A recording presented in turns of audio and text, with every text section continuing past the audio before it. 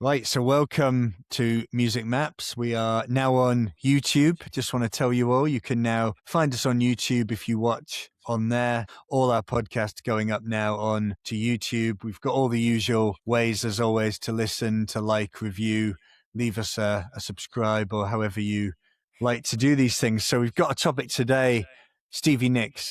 So we are joined by Rachel Brodsky. So she's a music and culture writer. She's written for Spin, Rolling Stone, Time, Los Angeles Times, The Ringer, The Guardian, GQ, and all kinds of other places. And she's got this book, Lessons and Lace, Everything I Know About Dreams, Heartbreak, and Magic I Learned from Stevie Nicks. So this is out on Penguin, so you can look this up whether you're in the US, in the UK, or anywhere else. It's not a conventional biography. It's more of a sort of fan's guide to some of the lessons that are in Stevie's music and her choices and her style and all the rest of it. So I guess the first question, Rachel, is how did you develop such a strong personal connection with Stevie Nicks enough to make you want to write a whole book about it? That's a great question. Also, thank you for having me. And I like that. I'm going to borrow that now, a fan's guide, because actually figuring out a way to position the book verbally has been a little challenging, only because it's just not, like you said, a straightforward biography.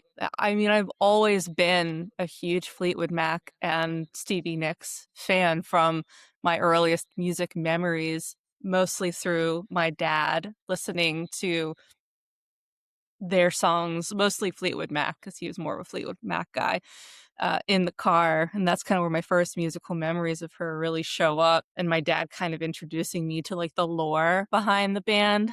And I wrote a few years ago, I was asked to write some liner notes for a re-release of their 1975 self-titled Fleetwood Mac album for Vinyl Me Please. And I think that was the first time that I really like dug in the way that I did with this book.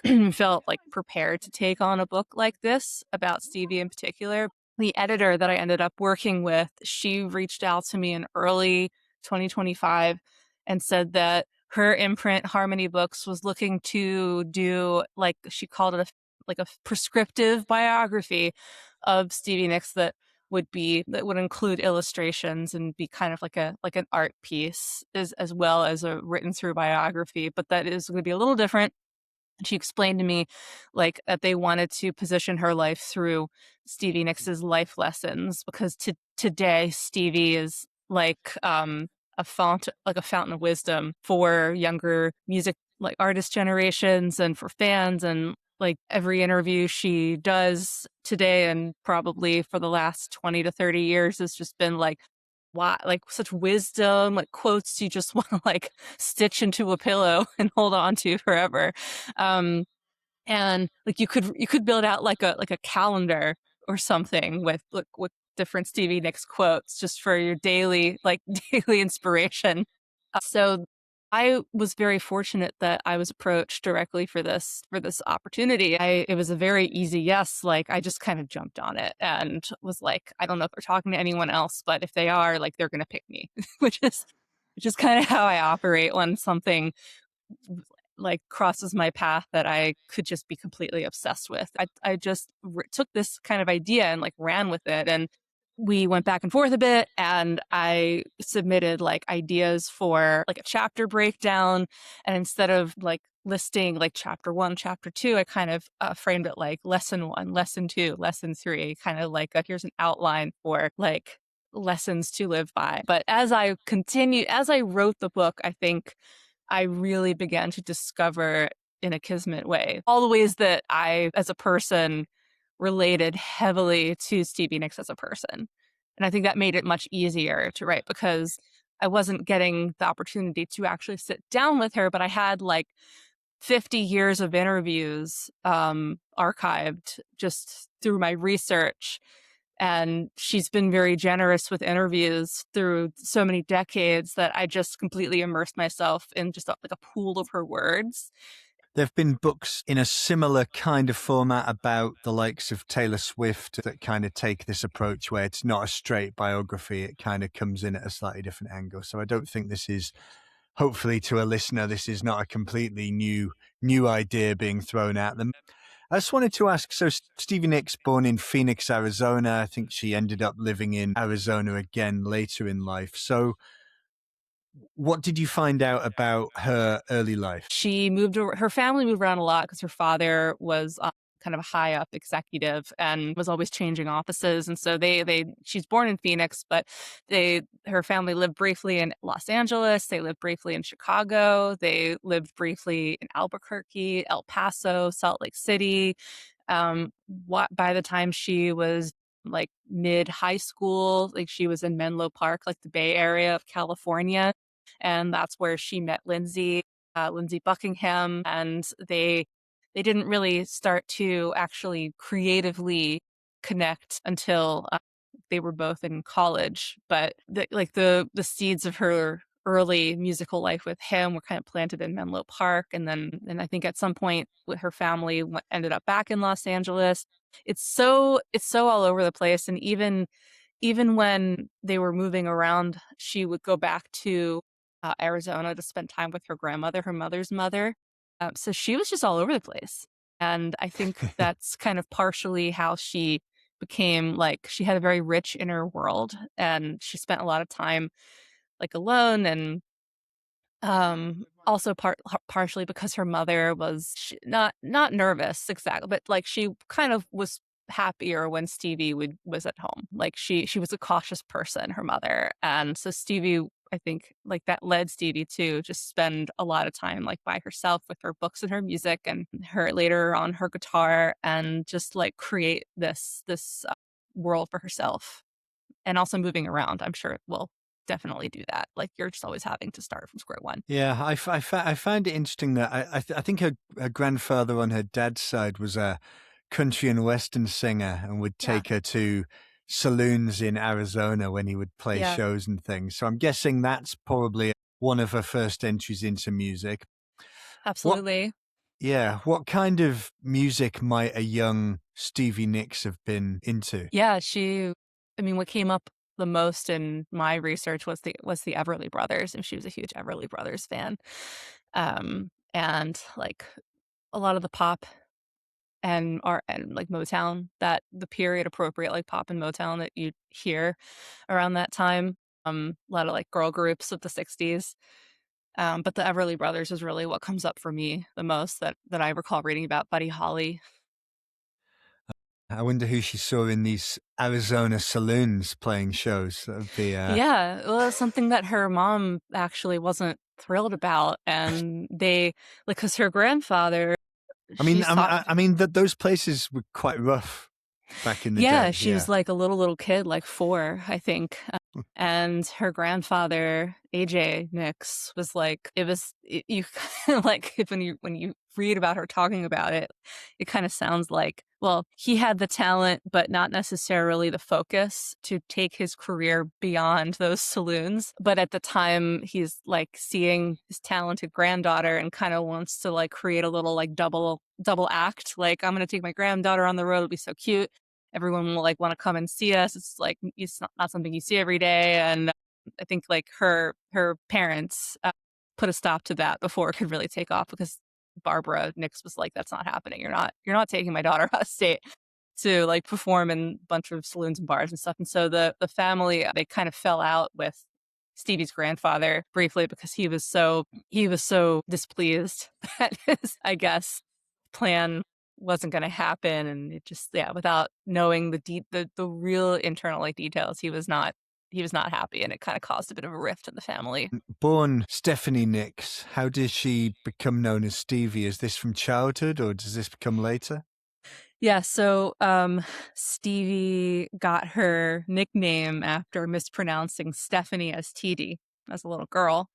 And her mother, Barbara, liked to call her TD as kind of a term of endearment. So it was like a sort of a combo of her mispronouncing her own name, and then TD kind of becoming Stevie. I think a lot of people might think it was a stage name created later, so it's interesting to hear. No, not at all. This was always her name. I've never read her going by Stephanie. You mentioned there Lindsay Buckingham becomes a big part of the story. I think they meet at a high school. So when does sort of songwriting become something she's starting to take a bit more seriously? Like, she's really well known for keeping just the prolific amount of diaries and journals.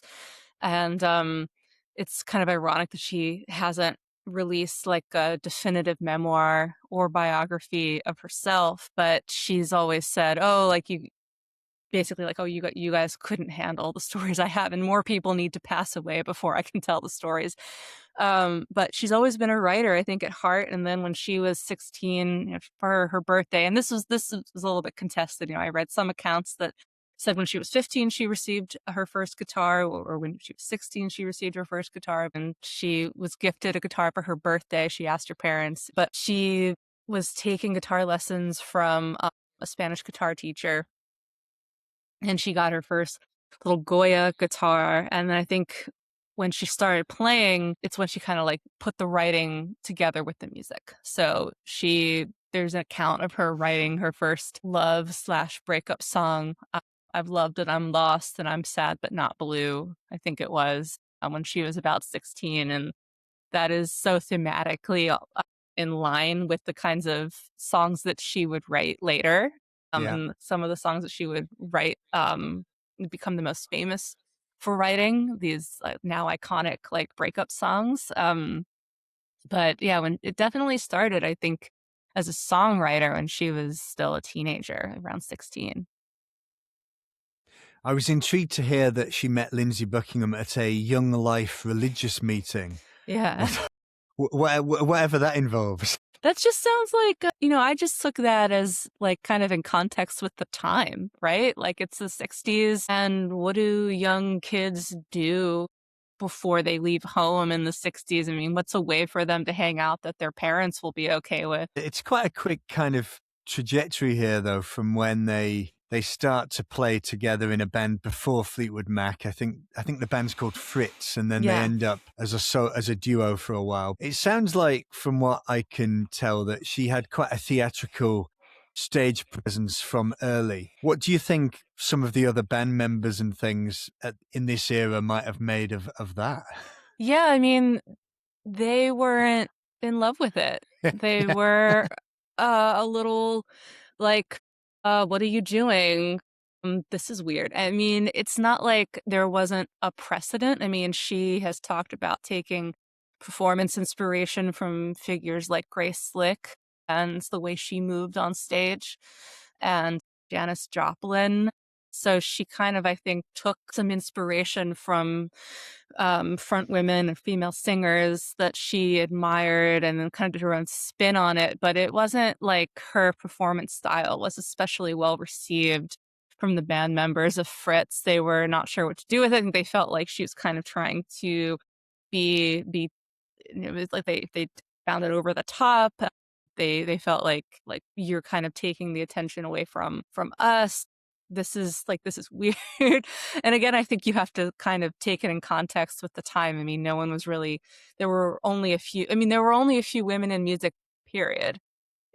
Anyway, and let alone even fewer women kind of performing with that, I guess, a sort of eccentricity, you could say, from the time. You mentioned there Janis Joplin. They do get to open for Janis Joplin and also Jimi Hendrix. This is at venues, legendary venues on the West Coast, the Fillmore, the Winterland Ballroom. And I mean, Avalon. that kind of caught my eye as being, this is incredible preparation here for what comes in Fleetwood Mac, having the chance to share a stage with Janis Joplin and people like that.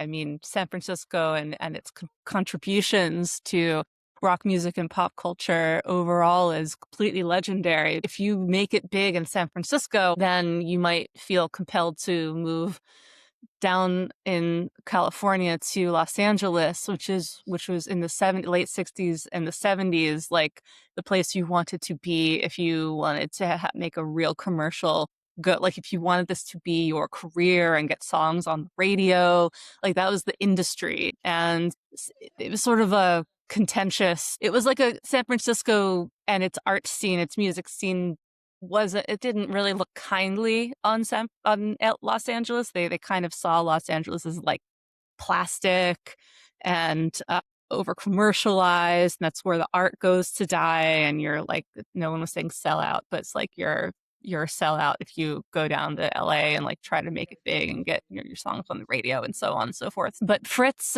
were doing so well in San Francisco that I think their manager had put them in touch. He called up Keith Olsen in Los Angeles, a well-known producer in Los Angeles, to come see them and maybe try to get them to come down to LA. And some of the members in Fritz weren't really feeling this idea for all the reasons I just said. But I think Keith Olsen's his real mission was to maybe break away Lindsay Buckingham and Stevie Nicks, who he felt like were the two primary draws and maybe the greatest talents within Fritz. So Fritz does, I think, one session at Sound City. It doesn't really do anything, but Stevie and Lindsay decide to stay and break off and become their own thing, Buckingham Nicks. Yeah. And now, they're in Los Angeles. Yeah, so they break off on their own. They signed to Polydor in LA. We're in 1973 at this point. The album doesn't really land, not really a success. I've got to ask you about the front cover of this record. Yeah, 'cause it's kind of a photo that, yeah, I think a lot of younger listeners who perhaps aren't familiar look this cover up. I think you might be taken aback that this was sort of signed off as a front cover, really. Yeah. So on Lindsay Buckingham and Stevie Nicks's, like, their first and only album, Buckingham Nicks, Stevie at this point, she's like, we've made it. We're on a record label. We're cutting a record. Now we're going to we're going to shoot the cover of the record. Like, this is all a huge deal for her and Lindsay. And Lindsay's like, just do whatever they say. We've made it. Like, we're in it now. And they go to do the photo shoot. Stevie has written or spoken about how she went and like spent $70, which is a lot of money then for her, on this like beautiful this white like peasant top. But I think the photographer was the brother of Waddy Wachtel, who was the guitarist, a studio guitarist who's worked with like countless just legends of classic rock in the 70s. Like he he worked with Stevie, he worked with Fleetwood Mac. He still performs with her, and I saw her just last year, Barclays Center in New York. He was with her. So, but I believe it's his brother who's taking photos and for this album cover, and they're like, well, hey, what if you took your shirt off? And they wanted to kind of play up the romance, the coupledom that Lindsay and Stevie, they're a couple, they're romantically involved, and they wanted to make it a little sexier, and this is kind of what I'm talking about with the San Francisco versus Los Angeles, and that this would be kind of a perfect example of why I think San Francisco artists would proceed with caution when it and feel skeptical about what happens when you go to Los Angeles as an artist. Like, you're going to be asked to like take your clothes off, and it feels more exploitative. And so Stevie is like, I don't want to take my shirt off. And Lindsay's like, well, just do it. Like, this is for art. This is like, that's what he's saying. Like, this is for art. It's not about sex. It's about art. And the photographer is like, yeah, they're sort of ganging up against. So she feels ganged up on, and she's like, okay, and she takes her shirt off. And so she's like, what are my parents going to think? I mean, at this point, like, think about how young she is. She's in her mid-20s, and she's like, she hasn't even really toured at all. Like, she's performed live, but like the machinery of the music industry is still very new to her, and she's being asked to take her shirt off. So that's of course it's going to make her uncomfortable, and she has a lot more to lose than Lindsay Buckingham with his shirt off. It's like, who cares? But anyway, she later wrote a song about this, and she swore she would never be put in that position again. And I think she wrote the song Garbo. It was about this exact thing that happened to her. They're on Polydor, I think, less than a year, and they end up joining Fleetwood Mac. Did they only come as a pair? I mean, yes, in the end, like the way that they were eventually kind of folded into Fleetwood Mac is that Mick Fleetwood walked into Sound City Studios, and which is where a lot of the major or up and coming rock acts at the time.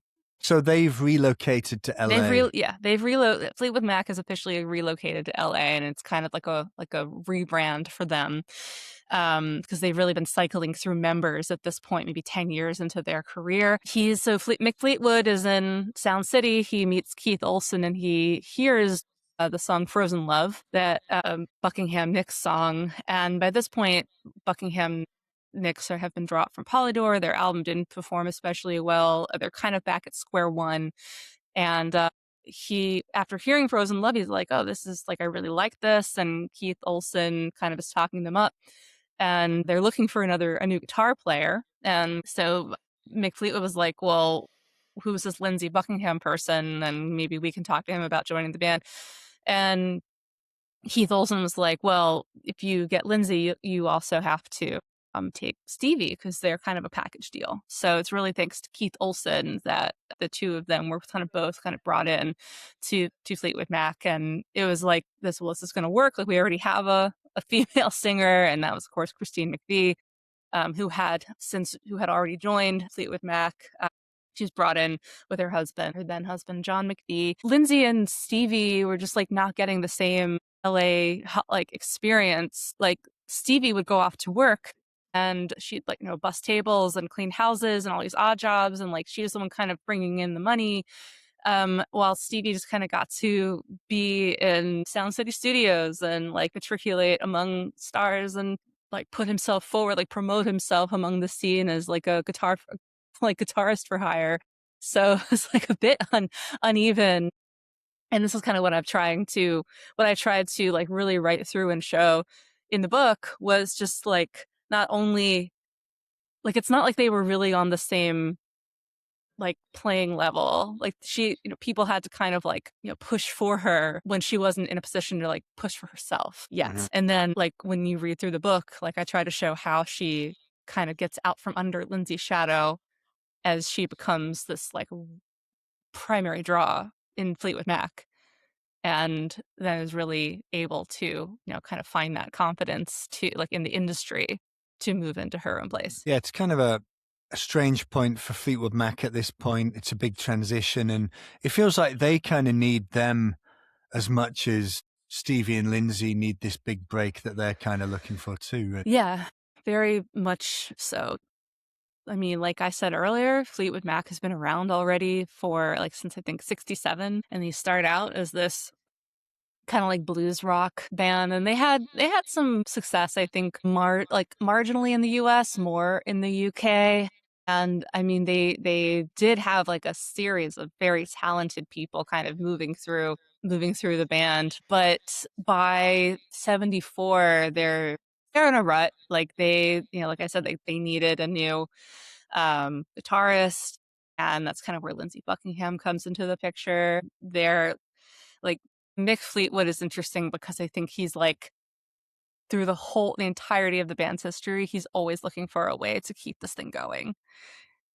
And I think through the years when even Lindsay and Stevie don't want to be involved anymore, they've put out a series of albums, but now they want to maybe go and do their own thing, do solo albums. And even with the famous fights and romances, and just all of the reasons to just not stick it out. I think even today, I've read articles that talk about how Mick Fleetwood is still kind of hey, maybe we could get the band back together. He's kind of that driving force. Yeah, so. He's still kind of there, yeah. Yeah. I would like to mention to listeners that Mick Fleetwood did appear in Star Trek. So if anyone hasn't seen this. Did he? He's in Star Trek Next Generation. Dressed as an alien. So I found this. I just randomly found this while watching Star Trek. His name came up on there as a special guest star, and I was like, "What the hell?" So he apparently contacted them and said, "I love Trek.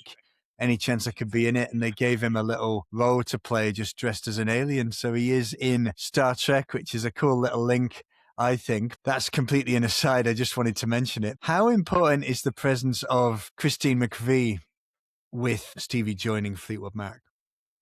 Very important. I mean, it was vital that Christine and Stevie get along. And I mean, this is so like the idea of having just one woman in a band was of all men where it was kind of revolutionary at the time, or just not something you see every day. It's different.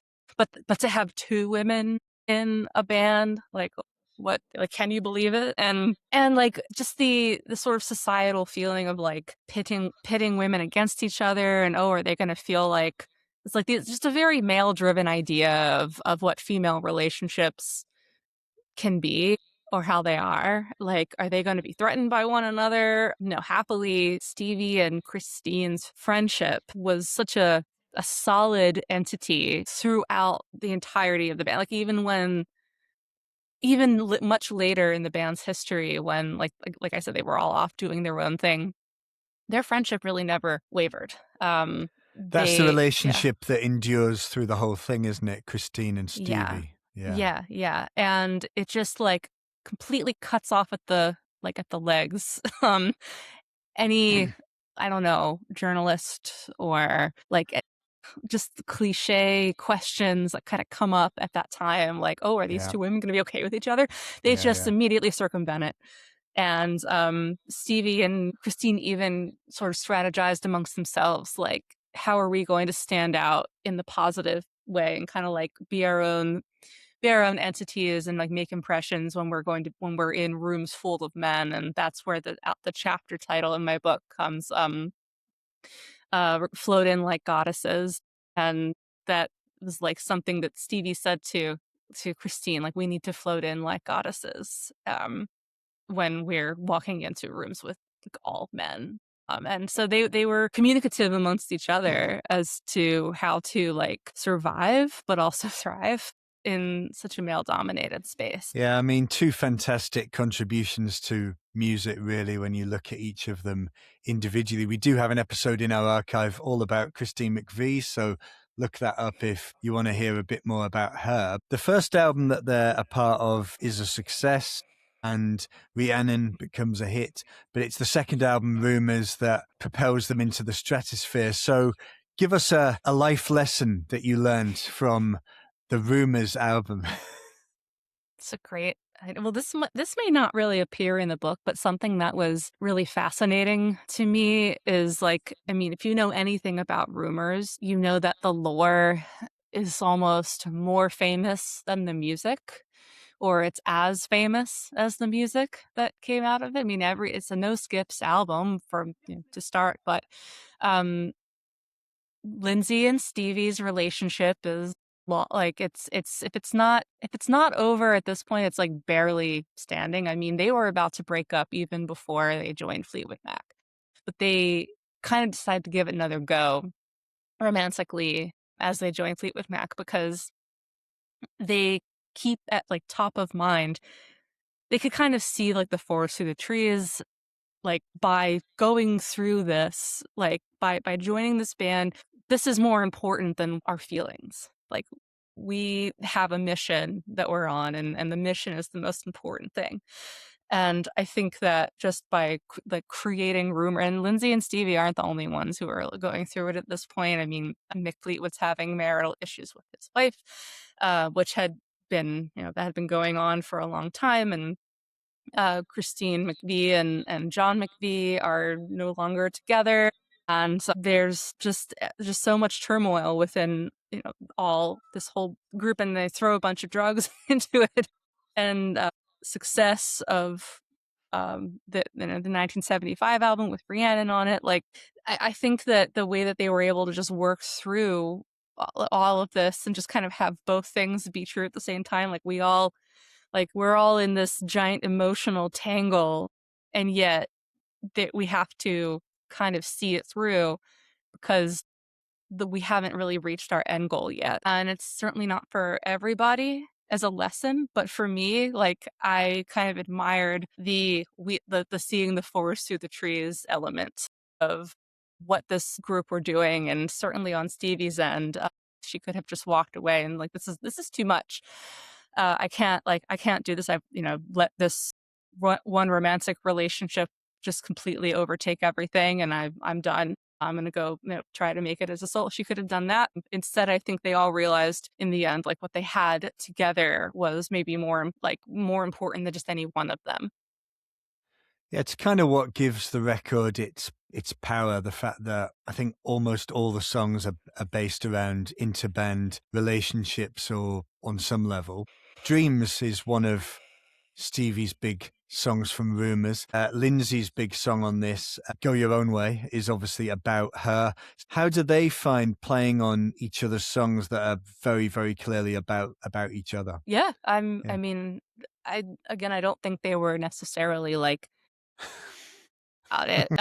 And I think that Go Your Own Way, if memory serves, was kind of a like reaction to Dreams. So like Stevie writes Dreams, and Lindsay's like, okay, well, I need to have some representation as well of like here's my side of things.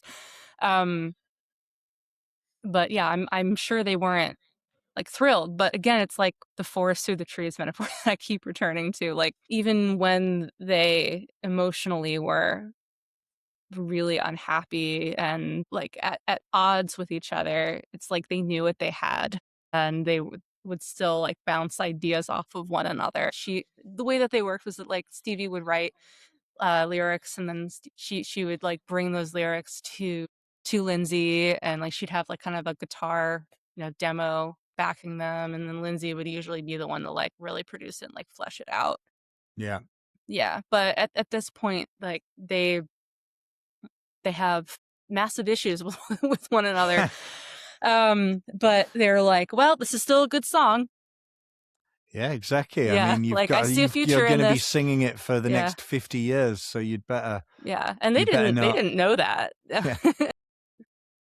But it does bring that real fire to Go Your Own Way with both their voices on it. I've always thought that's a really quite a unique song, because there's not too many songs where the person who the song's about is also singing the track at the same time. That's a pretty unique one in my eyes. But there's various others from this point. There's Landslide, which I think is a track which predates joining Fleetwood Mac. But Yeah, but by the time they get to Tusk, it's a bit of a departure from the formula of and success of Rumours. But yeah. by this point, you mentioned there they have massive issues with each other at the point of Rumours, but by the point of Tusk, are all the members of Fleetwood Mac just going in completely different directions?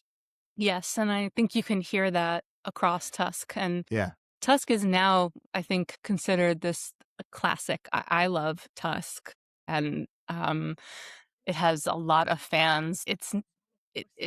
When it was being made and when it came out, I think like in the studio, everyone's kind of looking in different directions. Lindsay Buckingham is becoming fascinated with the punk movement and is like a big Talking Heads fan in the late 70s, and kind of wants to emulate some of what he's heard from like bands like Talking Heads, and some more like punk style, like more offbeat, like left of center, less overtly pop genres that are starting to really bubble up in the late 70s culturally. And everyone contributes to Tusk, but it just sounds like they're all in their own individual bands. It's a very lengthy, kind of uncohesive compared to Rumours. The album is much more disjointed sounding, and it just kind of sounds like you can really hear that everyone wants to be off doing their own thing. And so to have such a pivot from like this perfect pop album Rumours to Tusk, it's like quite a drop off, I think, critically, and everyone's a bit like the fans are a little like scratching their heads. It's not met with as much over like just across the board joy that Rumours was. But like I said, Tusk has been critically reappraised quite a bit in the 47 years since it came out. And I think the other thing that's making everyone a bit nervous is that Stevie is starting to ideate a solo career for herself. Yeah. Like she's working with her team to create her own record label. And luckily, she didn't even have like the record label, like Warner. I don't think they didn't even like think to include language in her contract with Fleetwood Mac that would prevent her from kind of going off to do her own thing. So she's totally like contractually totally able to go and ideate a solo career and out. But this is making Mick Fleetwood incredibly nervous. Like Lindsay Buckingham is not into it. Everyone's like, well, if you leave, you might never come back. And that's not her. I mean, in Stevie's defense, she's just like, well, I just want to try it. And of course, I'll always come back. I mean, Fleetwood Mac is everything to me. It's just that she has such an overwhelming amount of material of her own. Like she's such a prolific writer. And I think like having this many talented people in one band, not everyone's songs are going to be included. And there's a very, very famous example of Silver Springs that was left off of Rumors. And later, I think, put on, and then, of course, made very famous in the late 90s on the Dance live performance. And so, but Stevie is feeling like a bit like there's a ceiling for her creatively within Fleetwood Mac because she's just got a lot more to say that she can only really say as a solo artist. So I think that really contributes to the anxiety because she's like, after Tusk comes out, she, in fact, goes and record her first solo album. But that's kind of like in the works. It's like percolating and everyone's really worried about what that's going to mean. Yeah, it gets pretty messy towards the end of Fleetwood Mac by the sounds of it. And her solo career does take off and she does have success. Anything you took specifically, anything you found about this period that you'd like to mention? Oh, yeah. I mean, it's just a great lesson in betting on yourself. Truly. I think the safe thing to do would have been to stay with Fleetwood Mac and let that kind of go wherever it was meant to go without trying to distinguish yourself.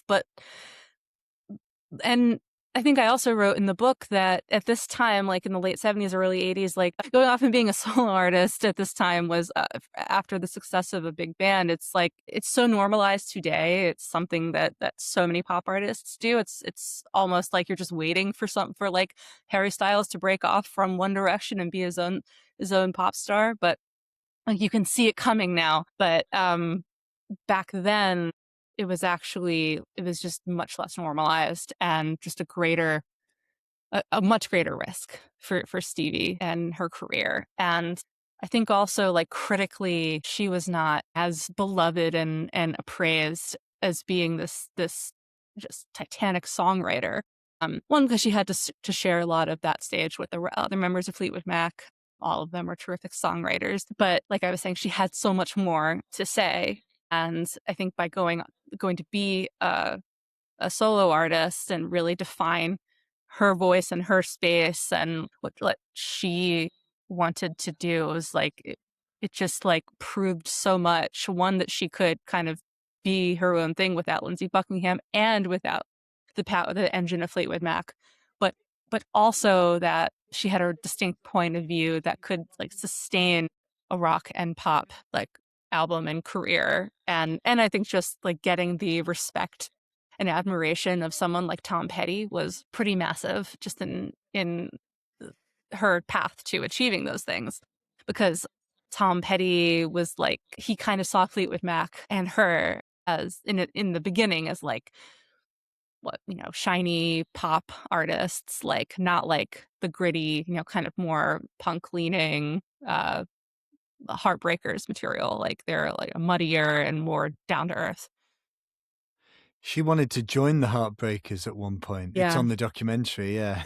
Yeah, she wanted to be a heartbreaker, and she really is like an honorary heartbreaker because like practically most of the heartbreakers were on her first solo album. Belladonna was such a like mind meld of Stevie Nicks and Tom Petty and the heartbreak. Like Mike Campbell's guitar sounds are just like, it's a lot of those songs are were taken from, what Tom Petty had written, and maybe this song doesn't work for this album, but maybe it could work for you. And there's just a real like creative, just like trade off and such a blend. But it doesn't, like, what's nice is like the Heartbreakers don't like overtake Stevie Nicks. Like she's still like really leading the show, you can tell. But I think just getting like them to kind of back her did a lot to kind of like raise her stock in one, the industry's eyes, but really also like, the critics and the gatekeepers, and it did a lot to raise her stock in terms of getting that respect that she wanted and deserved. Yeah, there's a couple of great tracks with Tom Petty and the Heartbreakers. They did release later the Stop Dragging My Heart Around with Tom singing, and it just doesn't really work quite like how it does on the record with Stevie. We mentioned there's various tours over the years, various reunions, lineup changes, all kinds of drama going on over the years. But I just want to quickly mention, I have a friend who swears that Tango in the Night is comfortably Fleetwood Mac's best record. So anything to take from Tango in the Night that you could share with us? I see why they would say that. I love Tango in the Night. So do I, but some people hate it, don't they? Well, I guess I understand why. I guess I understand why they would. But it's like little lies everywhere. Yeah, Caroline. fantastic. Yeah, they're amazing. Yeah, I think of Tango in the Night, and I've never. It's a pop record, though, isn't it? I've never like articulated this really, but now, I will now. I guess as I see this as kind of like Christine McVie's real album, like so many, like Everywhere, and yeah. So many of these songs. She's got the big songs on it, I guess. Yeah, and she's like such a great pop writer. Yeah, she never misses. Yeah. Stevie's still touring today and played a big gig at Hyde Park here in London, 2024. I've met a lot of younger fans. We have some younger people who help us with our live events, and the girls they just love Stevie Nicks. She's massively popular with younger people. So what do you think it is about her music or her style or whatever it might be that translates down to younger audiences? Because some people don't do this, do they?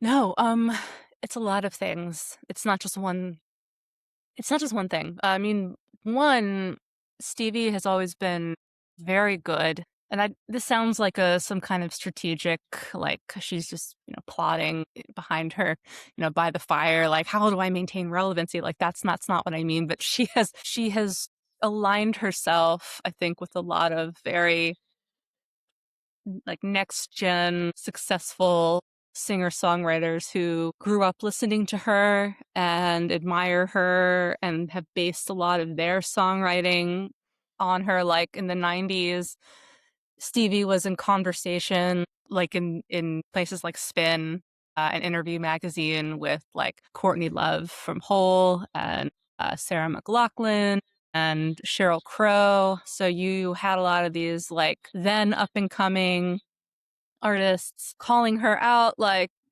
this, like Stevie is my guiding force, my North Star. And that really helps, just to, if you're just trying to maintain relevancy. It's like, well, is someone younger talking with you? Kind of see that happening, I think, now with like Olivia Rodrigo and the way that she talks about Sarah McLachlan and like Bikini Kill and a lot of other, I guess, 90s artists she grew up listening to. And it's kind of like just this like chain. And more recently, like Taylor Swift and has such a really strong connection and friendship to Stevie. I mean, they've performed together, sometimes not so successfully. Like when I was writing this, I forgot about that performance that was kind of made fun of, like criticized a lot in like 2009. I guess like it when they were singing Rhiannon or something. It didn't go super well, but but now Taylor is like the most famous pop artist in the world easily. Like she's like redefined fame and celebrity, and just she has spoken, especially earlier when she was giving more interviews, she's just spoken so like winningly about Stevie. So there's that. There's kind of being like a mentor figure to younger artists. And there's, I think, also just a lot of nostalgia at play. I mean, nostalgia is always kind of a winning marketing Yeah, kind of tactic. usually. Like, yeah, The fact that Taylor Swift and Harry Styles both kind of yeah, mention her, have played with her, things that, that's got to have some sort of significance too. Sure. absolutely. I mean, Harry is like, he's kind of made his solo career on like mining our musical nostalgia. And like in Harry's house, like, he was doing a lot of like kind of 80s like yacht rock style of pop. And I think before that, it's like he's like gone through every decade. But like he's when he was just starting out as his own thing, like outside of One Direction as a solo artist, like he was kind of seen as this like character from another time, like Born Too Late, but kind of bringing back the like aesthetic of the like 60s and 70s, and kind of like bringing to life just looks and sounds that artists of Stevie's generations could really remember and connect to.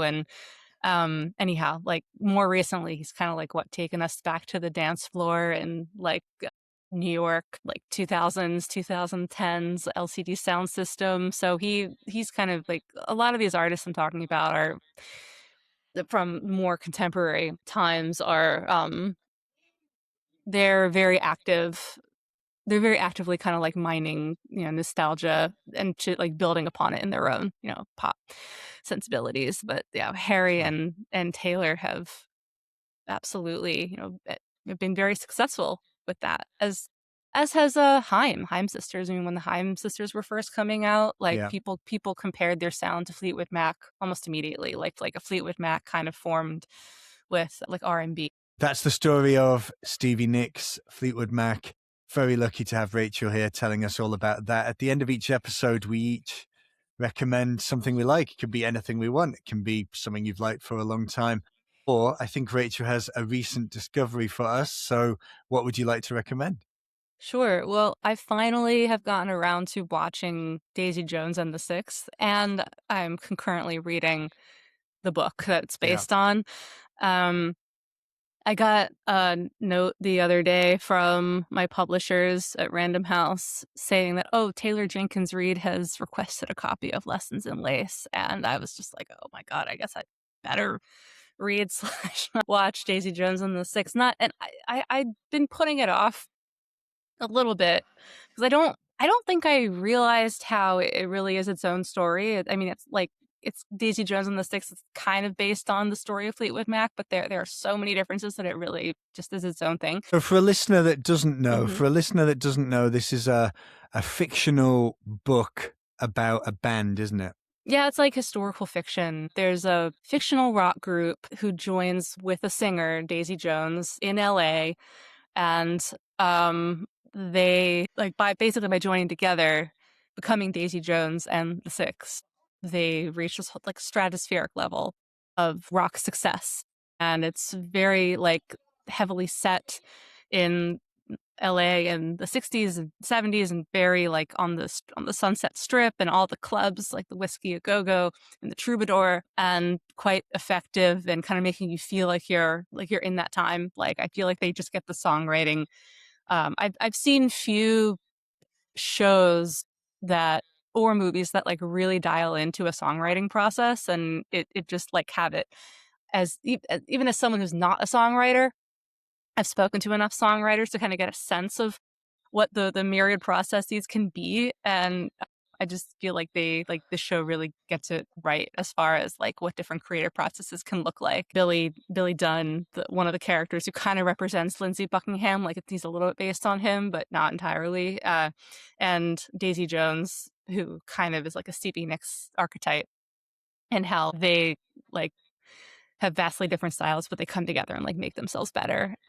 And then all the emotional fallout, because as you can probably imagine, this builds up a lot of intimate feelings. So it's a fun watch. I'm enjoying it. I'm just going to quickly recommend before we finish. Rachel's coming to us today from LA, and I was just telling her just before we pressed record, I'm going to be out in LA in April, so it's going to be the 50th anniversary of Star Wars. So anyone who listens will know. Anyone watching on YouTube will see behind me here, I have a lot of Star Wars stuff. I'm a big fan of the original 3 Star Wars films, and I feel like this is going to be the last thing that's really linked to those 3 original films, because from now on it's all newer stuff on Disney. So I'm all about I traveled to Tunisia back in January to visit the original filming locations from the original Star Wars. So yeah, I'm just going to recommend, if you're a Star Wars fan, April, LA, that's the place to be. So yeah, thanks to Rachel for joining us today. We've got lots of live events coming up. It's got a little bit of a break over the summer, but in the autumn, we've got Mickey Brenny from Lush, Marco Peroni from Adam and the Ants coming to us for a live event. We've got all kinds of talks about George Michael, Black Sabbath, Coldplay even, would you believe? Talk, Kylie Minogue. We've got our first event up in Manchester talking all about the Beatles with Stuart McConey. So lots to keep an eye out for, and we'll see you next time.